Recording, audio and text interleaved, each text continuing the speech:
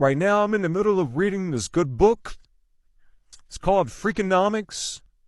It's just nothing nasty or perverted. Freakonomics is like economics, but just with like some, messed up facts. Like, why drug dealers live at home with their parents, and so on and so forth.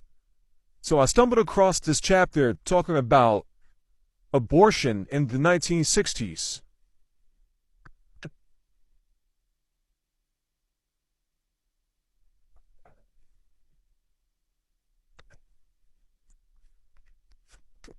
First off,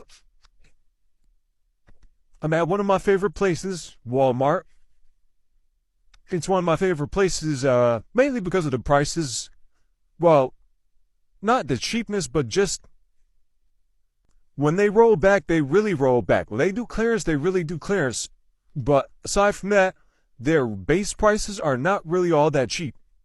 All you have to do is compare them to just other stores or Amazon or... If a woman repeatedly failed to conceive, she was forced to pay a steep celibacy tax. Sesiko's incentives produced the desired effect. Within 1 year of their abortion ban, the Romanian birth rate had doubled. These babies were born into a country where, unless you belonged to the Sesiko clan or the communist elite, life was miserable. But these children would turn out to have particularly miserable lives. Compared to Romanian children born just a year earlier, the cohort of children born after the abortion ban would do worse in every measurable way. They would test lower in school, they would have less success in the labor market, and they would also prove much more likely to become criminals. The abortion ban stayed in effect until Sesiko family finally lost his grip on Romania. On December 16, 1989, thousands of people took to the streets of Timisoara to protest his corrosive regimen.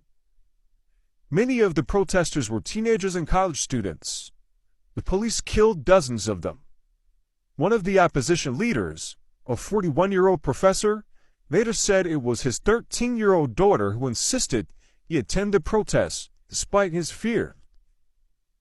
What is most interesting is that we learn not to be afraid from our children, he said. Most were aged 13 to 20. A few days after the massacre in Timisoara, Sesiko gave a speech in Bucharest before 100,000 people. Again, the people were out in force. They shouted down Sesiko with cries of Timisoara and down with the murderers. His time had come. He and Alina tried to escape the country with $1 billion, but they were captured, given a crude trial, and, on Christmas Day, executed by a firing squad. Of all the communist leaders deposed in the years bracketing the collapse of the Soviet Union, only Nicolae Sesiko met a violent death.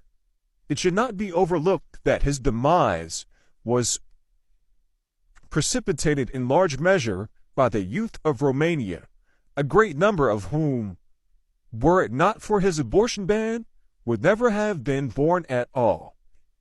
So he birthed his death by banning abortion. How ironic. I love irony, or as most Americans say it, irony. But it's really irony.